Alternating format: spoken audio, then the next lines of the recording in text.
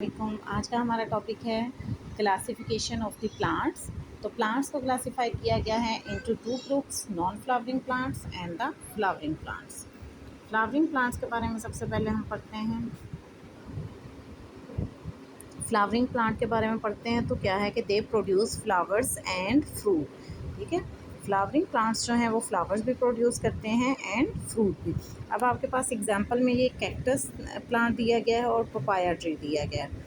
देख लें दोनों बेसिकली स्ट्रक्चर वाइज या लुक वाइज कितने डिफरेंट हैं, but these both are the flowering plants. Tree कहता है ग्रो करते हैं flowers with seed, these seeds grow into new plant.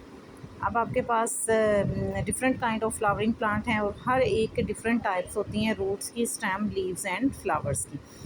इसी तरीके से पोमीग्रेनेट जो है that is as well a flowering plant. तो इसकी वुडी स्टेम्प होती है जो कि इससे हेल्प करती है ताकि ये ग्रो करे टाल। ठीक है,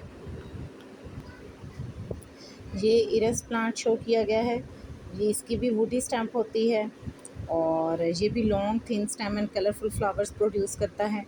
this is as well a flowering plant. उसके बाद ये रोज़ बनाया गया है। रोज़ जो होता है ये आपके पास एक और फ्लावरिंग प्लांट है और ये कहता है कि स्मॉल श्रब्स के साथ ग्रो करता है और इसकी स्टेम जो है that is very strong and sharp prickles. इसके साथ छोटे छोटे से बारीक बारीक कांटे भी लगे होते हैं जबकि स्टेम इसकी स्ट्रॉन्ग होती है। This is as well a type of a flowering plant. Next हमारे पास टाइप जो है वो है नॉन फ्लावरिंग प्लांट की। तो नॉन फ्लावरिंग प्लांट्स जो होते हैं they do not have flowers to produce seeds. ठीक है, इनके फ्लावर्स जो हैं वो सीड प्रोड्यूस नहीं करते। इसके एग्जांपल में सबसे पहले एक हम लोगों के पास आ जाती है कॉनिफर्स। ये देखें जी, कॉनिफर्स ऐसी होती हैं। कॉनिफर के जो ट्रीज़ हैं ये ग्रो करते हैं cones instead of flowers to make seeds. Seeds grow inside each कोन।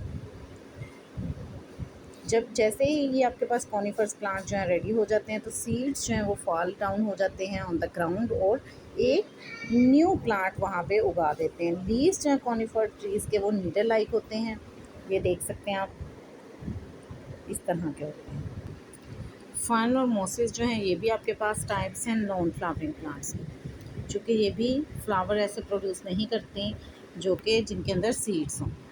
और ये रेप्रोड्यूस होते हैं by making spores.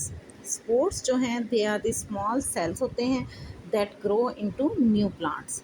They live either in water or in places where there is plenty of moisture. ठीक है, ये जो फर्न्स और मोसेस हैं ये मोस्टली कहाँ ग्रो करते हैं, जहाँ पे बहुत ज़्यादा मॉइस्चर होगा।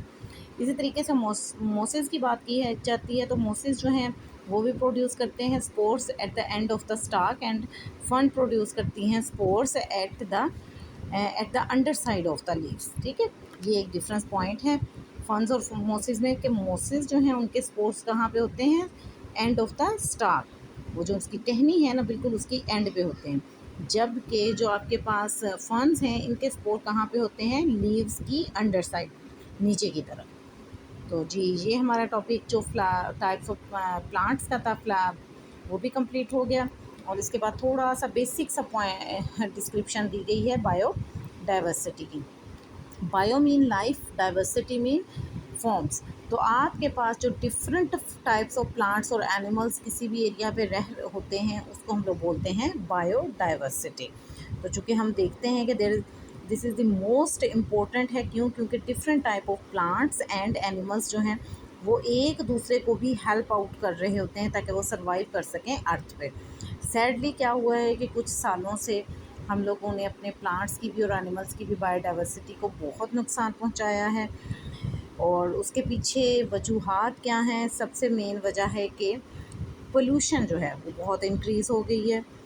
इसके अलावा सेकंड वजह है कि टेम्परेचर बहुत ज़्यादा बढ़ गया है। इसके अलावा लैक ऑफ फूड है, वाटर की अवेलेबिलिटी भी है, जो कि कहीं किसी पौधे को अगर चाहिए तो नहीं मिल रहा, किसी जानवर को वाटर अवेलेबिलिटी नहीं है, तो जिसकी वजह से डाइवर्सिटी का जो है डाइवर्सिटी ऑफ लाइफ जो है वो उसका लॉस हो रहा है। इसके अलावा कहता है लॉस ऑफ हैबिटेट्स भी है कि कुछ ख़ास इन्वायरमेंट्स होते हैं जहाँ पे कोई प्लांट ग्रो करता है या कोई एनिमल रहता है, तो हमने अपनी कम्युनिटीज़ बनाने के लिए, सिटीज़ आबाद करने के लिए जंगलात को ख़त्म करना शुरू कर दिया, तो ज़ाहिर सी बात है बहुत सारी डाइवर्सिटी जो है लाइफ की उसका भी हमें लॉस हुआ है। We need to make sure that we do not waste water. सबसे पहले अब हमें क्या करना चाहिए, हमें पानी को ज़ाया बिल्कुल नहीं करना चाहिए और स्प्रेड करना चाहिए गार्बेज और cut down trees to ensure biodiversity. ठीक हो गया जी। एक तो हमें वाटर ज़ाया नहीं करना, गार्बेज जो है कहीं नहीं फैलाना, और ट्रीज़ को कट डाउन नहीं करना ताकि बायोडाइवर्सिटी को हम लोग सेव कर सकें, क्योंकि बायोडाइवर्सिटी को सेव करना हमारी लाइफ के लिए भी बहुत इम्पोर्टेंट है। तो ये हमारा यूनिट 1 हो गया है कंप्लीट। Thank you so much. अल्लाह हाफिज़।